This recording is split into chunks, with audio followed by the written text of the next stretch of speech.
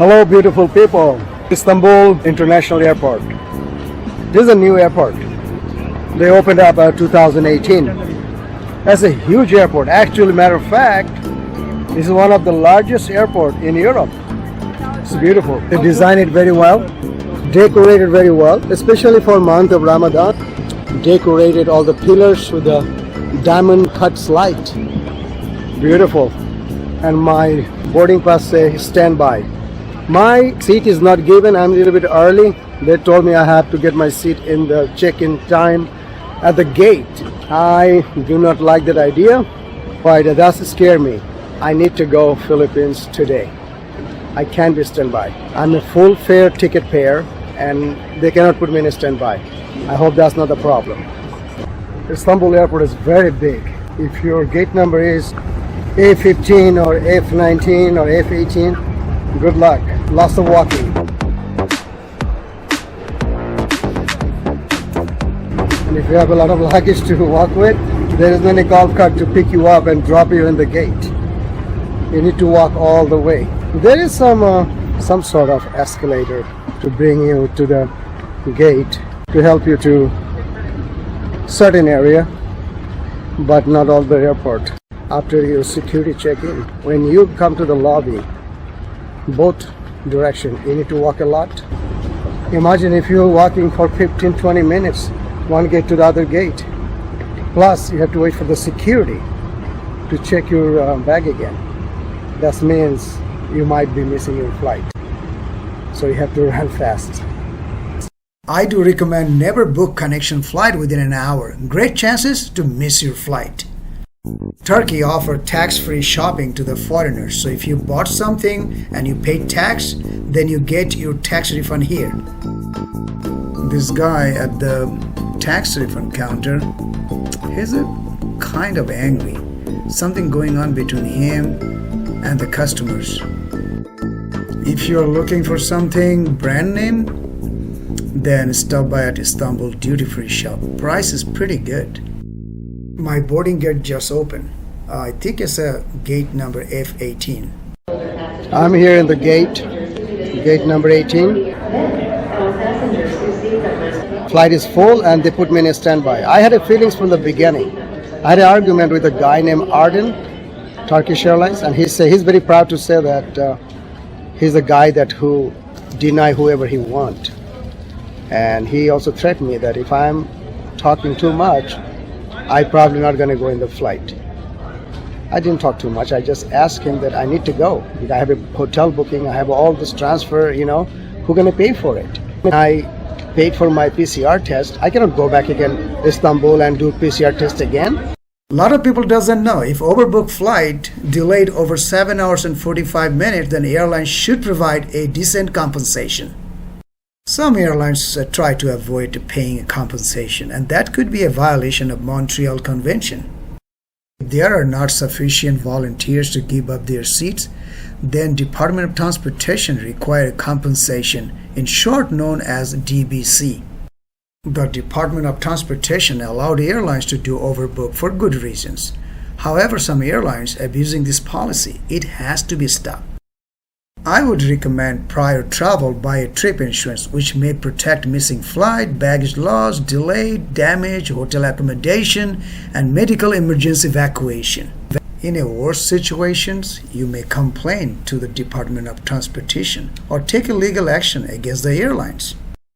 Yes, Montreal Convention protect passengers' right. However, it is always a good idea to have an opinion from a legal attorney. He is a special supervisor who handles overbooked flight. I totally understand that supervisor is trying to do his best, but sometimes they target the weaker passengers who doesn't voice out. Turkish Airlines supervisor in Istanbul International Airport. He's on the phone constantly. I believe he's trying to resolve the matter because there's a 15 passengers is overbooked. Keep in mind, this kind of airport supervisors are powerful. They have substantial authority to deny anybody, any passengers. Obviously, this kind of jobs are very, very stressful. Gate number F18. Finally, I got my boarding pass. I mean, I had a boarding pass on standby. Now, after I argue on all those things, then the guy just told me, okay, I'll let you get in the flight. It's a handwritten, but I even don't know where I'm sitting, middle seat or window.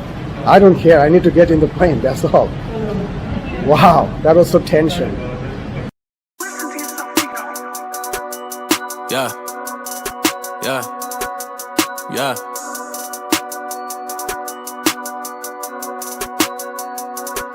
We got a stage 5 clinger, trying to hang with winners. Don't ask me twice, told you I'm not with her. Success addiction, it's all fact, no fiction. You never wanna listen, you stay in the same position. I get big commissions before this rap transition. Now getting more and more, extra stay dissing. That's just none of my business, cause they don't pay my bills, bitch. Laughing, whipping in the M4 like I'm fast and furious. Ayy, I'm just living life. Ha, why not live it right? Yeah. Finally arrived in Manila, Ninoy Aquino International Airport. You can't believe what happened. Passengers were held inside the flight over 55 minutes because at the flight exit door there were kind of surprise checkpoint where 2 airport personnel checking each passenger's documentation such as passport, CDC card, vaccine information, PCR negative test, H-Pass, which is needed for entry to the Philippines, health insurance. If passenger failed to show those documents, then most likely that passenger will remain inside the flight. Or that person, that particular passenger will be quarantined probably with his own expenses in the hotel at least for 5 to 7 days. I think it was totally idiotic, unnecessary hold all those 300 passengers inside the flight. It's a huge frustration. During the pandemic, I have traveled some other countries, but I never had a problem. But this time in the Philippines, I see that how they treated the passengers. But you know what? It is not only Philippines. Many other countries, the government and politicians, they have been taking advantage of this pandemic. And they're using this COVID-19 as a scapegoat. Since I already got checked at the flight exit door, it seems now I have to go to the immigration, stamp on my passport, go to the customs and pick up my luggage and go to the street level, and that's it. The airport is pretty empty here. I don't know what's going on. And travel is not easy. It is lots of walking, airport to airport, it's lots of walk.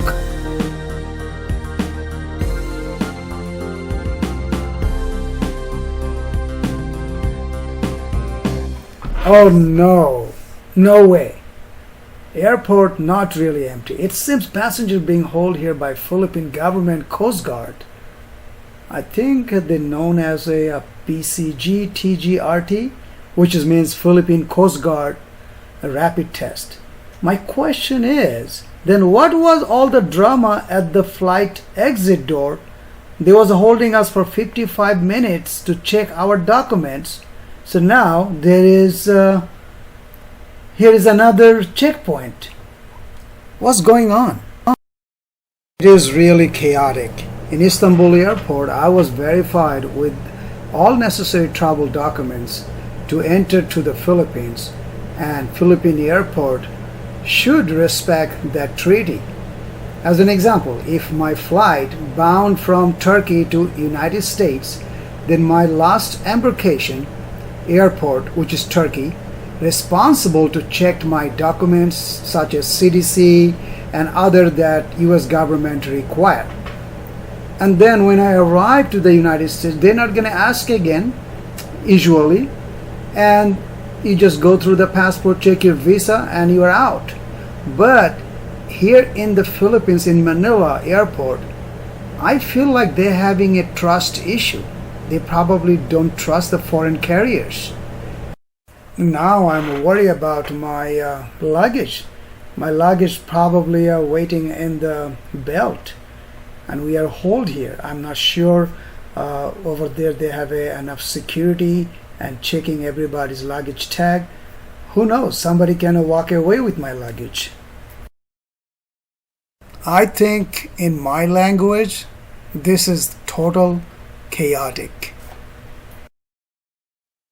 Believe it or not, I feel like those Hollywood movies, those virus movie that put all the citizens in a quarantine, army and military, that you cannot get out from there, so you'll be not, spread the virus. I have feeling exactly that kind of situation here in Manila International Airport.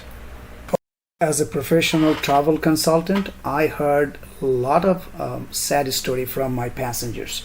Philippine government didn't open its border over 2 years. No tourists allowed, only essential workers such as sailor, airlines, employee, government, diplomatic, and Filipino national only. However, at the beginning of the pandemic, thousands of Filipino American was banned to visit Philippines just because they are US citizen. After a lot of complaint, finally the government allowed Filipino who could provide birth certificate or Filipino passport, and they can go to the Philippines, but there would be a condition, and there will be a judgment made by the Philippine consulate. It was not necessary. I think that was another idiotic policy. Finally, I'm sitting with the Coast Guard. They're checking my documentation, all my CDC card, vaccine, and I just saw he took a picture of my document. Hope this is government cell phone, not his personal phone, because I don't want somebody taking my information in their personal cell phone in the other side of the world. That would be not comfortable. After a long hours waiting in the airport lobby, finally the Coast Guard verified my documentation, and he is pretty much satisfied. He put a sticker on my boarding pass, and he told me this one probably you will be asked to show again before you exit the airport, otherwise they will be not let you exit, and if you lost this you might be put in a quarantine, so make sure you hold this boarding pass with the sticker carefully. You know what, I'm so tired, but I'm laughing inside because I believe that Manila airport has some sort of trust issue. Nobody believe here, nobody, even their own employee. I have been checked almost 2-3 times. I mean, why they can't make it better administration? I feel so much relief after all this hassle. I feel like that I just released from the prison. I will be never forget about this event. I will be always remember all my life. Now I'm reaching to my conveyor belt to pick up my luggage, and I'm going to go to the bank, change some Filipino pesos, local currency, go to the street level, and go to my apartment. I am at the street level in Manila International Airport, and here is a long queue for taxi. I could book my private transfers, but purposely I didn't because I would like to experience random taxis, and I know they are a scammer. They have all kind of bad attitude. Taxi drivers are known as a scammer around the world. It's not only in the Philippines. You go to Italy, you go to Poland, you go to Romania, you find all those taxi driver dishonest. Most of them I'm talking about. Some of them are really honest. I'm glad that we are living in a technology time, and we have now Grab, we have a Lyft, and we have a Uber. Thanks to those people for this technology, because it is more safer and more honest way to ride a taxi. What I heard that the Philippine government has done some great job about taxis around the whole Philippine Islands. Now they are all by meter, and they have to follow the rules. I'm not sure how much money will charge me. I believe it starts with the 70 pesos Depends on the which taxi you take. You start with the 70 pesos, and every 300 meters 4 pesos. I'm expecting about $10 or 500 pesos from this airport to my apartment. It seems taxi shortages here. It's coming like every 10 minutes one taxi. I mean, imagine I have a long queue ahead of me. How much time I need to wait? I mean, forget about those time that I travel from Istanbul to here and hold in the airport for how many hours to checking my documents, now waiting for taxi here. And you know what? In Manila has also huge traffic. It's known in the world the biggest traffic in Manila. That unbelievable. And beside that, think about it. Traffic, humidity, and dusty. I already feeling the dripping sweats passing through my neck, through my behind, crawling down to my pants. This is month of May in Philippines. It should be a nice weather, which is not really bad. But July and August, it could be more hot and more humidity. Finally, after 45 minutes of waiting for this taxi, I got this taxi. Inside the taxi, the air condition is working well. It's peaceful, smell good. I would recommend don't wait for taxi at the airport. You rather book a private transfer, even it is a few dollars more, but it's really worth it. I'm visiting after long 18 years. I'm experiencing the same traffic. It hasn't changed much, but I do see more vehicle than more road and bridges. By the way, the driver already scammed me. He asking me 200 pesos extra over the meter. I exactly predicted earlier that going to be happen. Best way to get a taxi in Manila, make sure you talk to the driver prior to get into the taxi. After breaking through the long heavy traffic, almost 45 minutes, I arrived to my apartment. This is a beautiful building and has a heavy security here. I really liked it. The area is quiet and not too much traffic flow. I got my Wi-Fi password. Now I'm gonna go to my room and let's see how it is.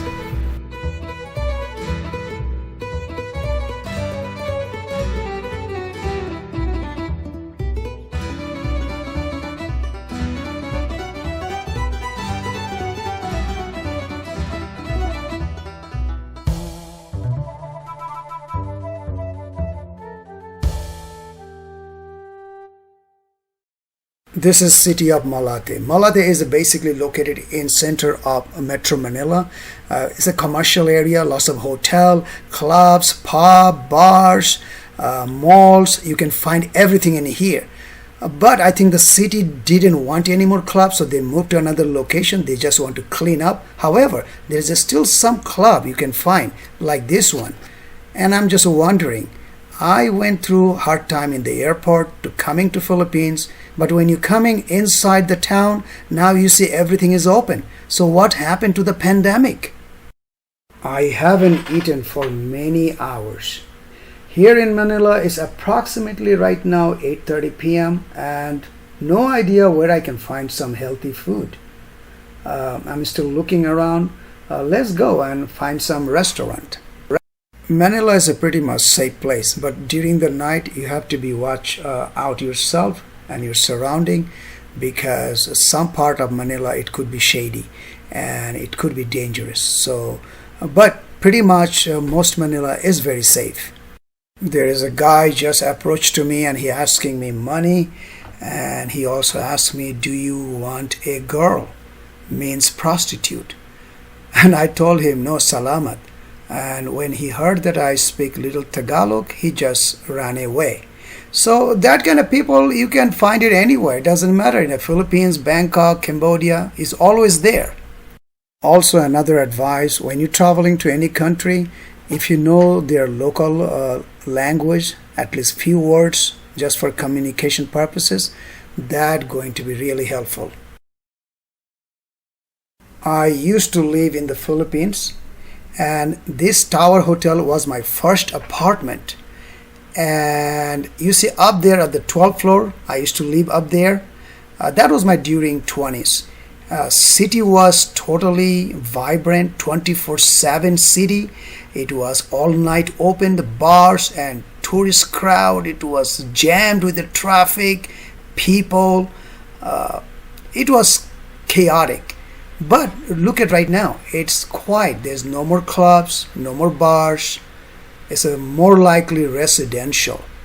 I remember that I used to go across from my apartment and there is a beer house, and that beer house known as Tallahassee, I guess, if I remember. Exactly, this is the one. You see that? That place. But it's still a beer house. I believe they changed the name, now called Calle 5. Loss of memory. Well, here is the apartment, the hotel, Tower Hotel lobby. I used to be, those two are the elevator going upper floor. And this this window up front, that was a travel agent here. Travel agency, I mean. And in the left, right here, you see all those. This was I think it's still a restaurant. I used to sitting in here, listening live music, sitting with my friends. Some of them was movie stars, and we had a lot of good time in here. Lots of memory of my young 20s. But, time passed. I never thought that I'll be passing this, my apartment. The great thing was on that time, the hotel employee, the owner of the hotel, even all the shops and the clubs people, they all knew me. I was pretty much known by everybody here. And that's a great thing about it. Right now I'm looking for a restaurant. Most restaurants are closed. So I saw McDonald's across the street. I'm going to go there. I'm sitting in here in a McDonald's and order some food. That's the best place I can go right now because this is 24/7 open. I paid about $4 for Big Mac, fries, and iced tea. Not bad. It's a pretty good price. You cannot find this same item in United States with $4. McDonald's is a worldwide, but not all McDonald's carry the same menu. Their basic menu, like cheeseburger, quarter pounder, Big Mac, chicken nuggets, those are always they carry. But there's also depends on the local people what they like. So Filipino like chicken, deep fried chicken with gravy, and this is a very famous. And every McDonald's you can find that. So when you go inside the McDonald's, you're gonna see everybody eating chicken. Very few people eating a hamburger. And all McDonald's, as funny thing is that its taste is the same. It has been a while that I have not visited McDonald's, but in this moment, this is my best. Big Mac, iced tea, and medium-sized fries. Fries little cold. Big Mac.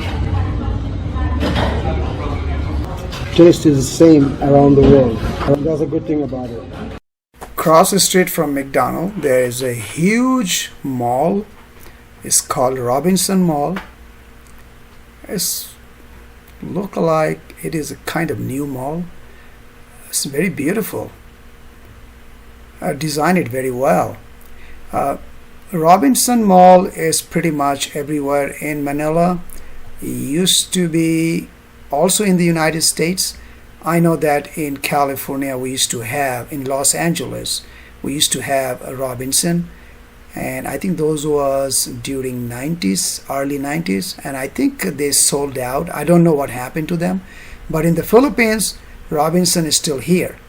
You can find all kind of brand name clothes and restaurants. It's a pretty nice place. The Robinson Mall is about to be closed right now. It's at 9 p.m. I think 9 p.m. their closing time. as you see everybody exiting the building. Funny thing is, in Philippines, most of the mall, when you go there, you see lots of people in the mall walking around, sitting and talking to the friends, but you don't see so many people inside the shop. Means most of them here, probably 30%, are not a shopper. They go there because outside is so hot and humidity, so they enjoy inside the mall because it's air conditioning. This mall is pretty much nice, good standard. It's almost like in United States. My apartment is not really that far. It's about 10 to 15 minutes walk, but there is a part of it a little shady, and I don't want to cross that because that could be dangerous. So I'm looking for some taxi or tricycle, but as you see, the street is totally empty. It's only 9 o'clock. I don't know what happened, but I'm gonna walking anyway. Hope everything is good.